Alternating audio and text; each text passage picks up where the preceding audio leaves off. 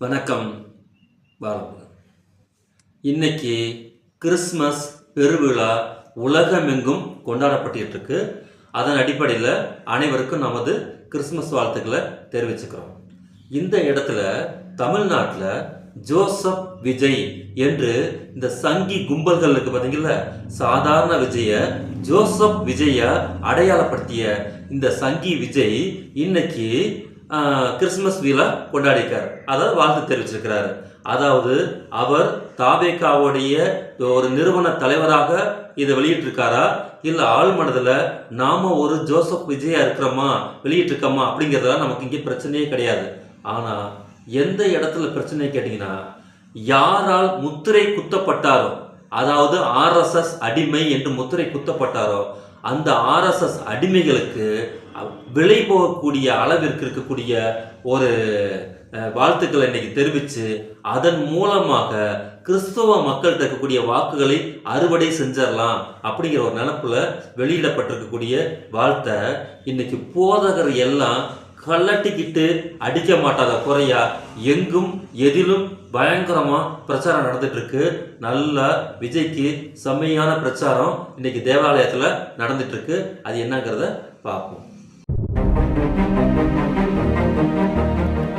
எந்த இடத்துல ஒரு தலைமை பண்பு ஒரு விஷயத்தை வழிநடத்தி கொண்டு போகின்றது அப்படிங்கிறது கேட்டிங்கன்னா, அந்த தலைமை பண்பு வந்துட்டு ஜனநாயகப்படுத்தப்பட்ட தலைமை பண்பாக இருக்கணும். அந்த ஜனநாயகப்பட்ட தலைமை பண்புக்கு மக்களுடைய அடிப்படை வாழ்வு ஆதாரம் தேவைகள் சம்பந்தமான விஷயங்கள் தான் இருக்கணுமே தவிர நம்பிக்கைகளின் அடிப்படையில் இருக்கவே கூடாது. அப்படி நம்பிக்கைகளின் அடிப்படையில் இருந்தால் அதற்கு பெயர் தான் பாசிசம். அந்த பாசிசம் எனது நம்பிக்கைக்கு எதிராக யார் யாரெல்லாம் இருக்கிறார்களோ அவர்கள் எல்லாம் அழித்து ஒழிக்கப்பட வேண்டியவர்கள் அப்படின்னு சொல்லி ஹிட்லர்ல ஆரம்பிச்சு முசோலினில ஆரம்பிச்சு இன்னும் நாஜிக்கள் பாசிஸ்டுகள் எங்கெங்கெல்லாம் எதெல்லாம் சொல்றாங்களோ பௌத்திஸ்டுகள் இருந்து எல்லாருமே எனக்கு எது பிடிக்கவில்லையோ அது இருக்கக்கூடாதுங்கிறது தான் இங்க இருக்கக்கூடிய நாஜியோட அடிப்படை தத்துவம், பாசிசத்தோட தத்துவம். அதன் அடிப்படையில் இங்க ஜனநாயகம் இங்கு அனைவருக்கும் அனைத்தும் அப்படிங்கிற ஒரு விஷயம் இங்கு கோலோச்சிக்கிட்டு இருக்கக்கூடிய சூழ்நிலையில அதை அழிச்சு ஒழிச்சு ஓரங்கட்டி முடிச்சு இங்க ஒட்டு மொத்தமா பாசிசத்தை நிறைவேற்றணும் மத்திய ஒன்றிய அரசு துடிச்சுட்டு இருக்கும் போது அதற்கு ஏவல் பண்ணையாளா வந்து நிற்கக்கூடிய இந்த விஜய நல்லா போதகர்கள் எல்லாமே கழுவி ஊத்திட்டு இருக்காங்க. ஏன்னு கேட்டீங்கன்னா, இளைஞர் சமூகம் இருக்கு பார்த்தீங்கல்ல, அந்த இளைஞர் சமூகம் மிக மோசமான சீரழிவு கலாச்சாரத்துக்கு ஆட்பட்டு கொண்டிருக்கிறார்கள் அப்படின்னு சொல்லி மத பிரசங்கம் பண்ணக்கூடிய இடத்துல விழிப்புணர்வு பிரச்சாரத்தை இங்க இருக்கக்கூடிய போதகர்கள் எல்லாம் செய்ய வேண்டிய காலகட்டத்துக்கு அவங்க வந்துட்டாங்க.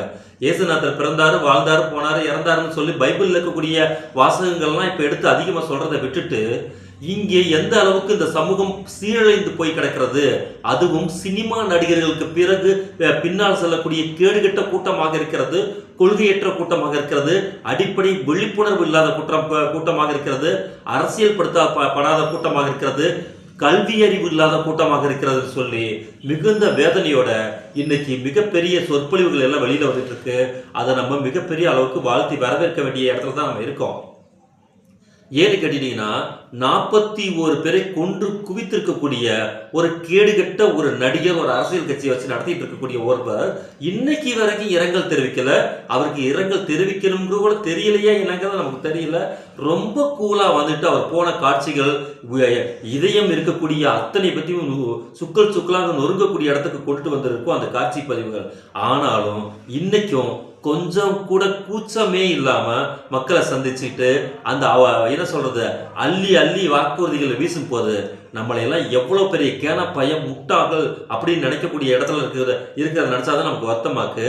ஆனா இங்க இருக்கக்கூடிய ஓரளவுக்கு நமது வாக்காளர்களுக்காக பார்த்தீங்களா, முதிர்ந்த வாக்காளர்கள் எல்லாமே இந்த சினிமா நடிகர் ஒரு கூத்தாடி மிகப்பெரிய மோசமான ஆர்எஸ்எஸ் உடைய அடிமைகள் தெரிஞ்சு வச்சிருக்காங்க. ஆனா இளைஞர்கள் இருக்காங்க பார்த்தீங்கல்ல, இந்த இளைஞர்களுடைய நிலைமை தான் நமக்கு ரொம்ப ரொம்ப வருத்தம் அளிக்கக்கூடிய விஷயமா இருக்கு. உடனடியாக இந்த இளைஞர்கள் எல்லாருமே வந்து கல்விப்படுத்த வேண்டும், அரசியல் படுத்த வேண்டும். குறைந்தபட்சம் ஒருவர் வந்து சொல்றாருன்னா இப்படி உங்களால மிக எளிமையாக நம்ப முடியுது அப்படிங்கிறது தான் இருக்கக்கூடிய முக்கியமான விஷயம்.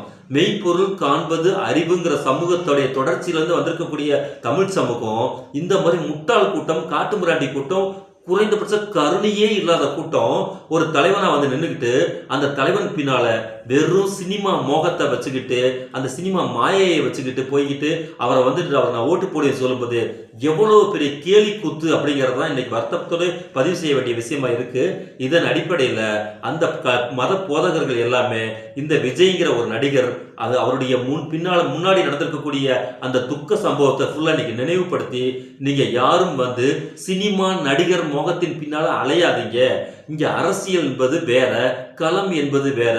இந்த இடத்துல அரசியல்ங்கிறது வந்து மிக மிக மோசமான இடத்துல இருக்கு. பாசிசத்துக்கும் ஜனநாயகத்துக்கும் இருக்கக்கூடிய மிகப்பெரிய போராக இருக்கிறது.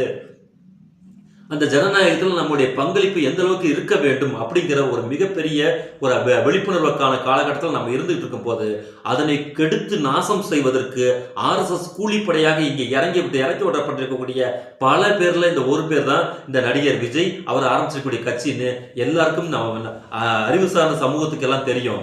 ஆனா இங்க இருக்கக்கூடிய இளைஞர் சமூகத்துக்கு தெரிய வேண்டும் அப்படிங்கிறது வந்துகிட்டு ரொம்ப ரொம்ப காலத்தின் கட்டாயமா இருக்கு. அதன் அடிப்படையில் அந்த மத போதகர்கள் தனது சர்ச்சில் வந்துகிட்டு இந்த மாதிரி விழிப்புணர்வு விஷயத்தை பேசினதுக்கு அவங்களுக்கு நம்ம நன்றியை தெரிவிச்சுக்கிறோம். நாம் அனைவரும் விழிப்புணர்வை இந்த இடத்துல வந்து மக்கள் இளைஞர்கள் அரசியல் படுத்தப்பட வேண்டும் என்கிற மிகப்பெரிய ஒரு பேச்சை ஒரு தொடர்ச்சியை நம்ம நிறைய தொடர்ந்து செய்யணும் அப்படிங்கிறது தான் இன்றைய காலகட்டத்தோட முக்கியமான தேவையா இருக்கு.